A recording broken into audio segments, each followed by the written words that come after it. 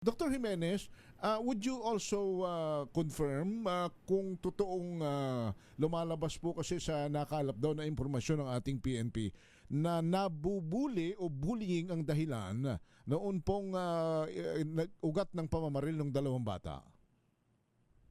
Do mayroong mga nasabi ang PNP, no, but we have to check pa. We will delve deeper, no, as to the real cause, Sir Henry and Ma'am Karen.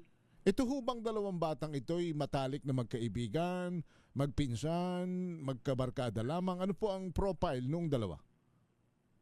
Kasi sabi ng principal naman na kakilala sila. Yung isa is grade 9, yung isa grade 10. So hindi ho Hindi pala... sila magkaklase, pero sila yung magkakilala. Tama po ba, Doc? Yes, pero yung isa, yung grade 9, parang nagbalik siguro. So, inalam pa namin kung itong dalawa ay classmate talaga. Then yung isa nahuli kasi bumalik sa grade 9. Parang sa grade 10. nag-repeat, tama po ba? Yes po. Oh, okay. Opo. Pero yung may nakala po ba kayong impormasyon, sir, na itong mga batang ito ay distressed po ba sila?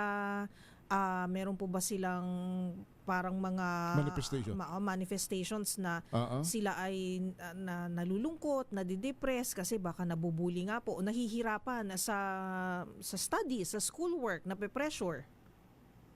For last week naman daw, sabi ng principal, nung ang mga bata nandyan, wala naman daw manifestation na mayroong problema. Kasi bagong ano lang bagong pagsimula lang ng klase. Opo.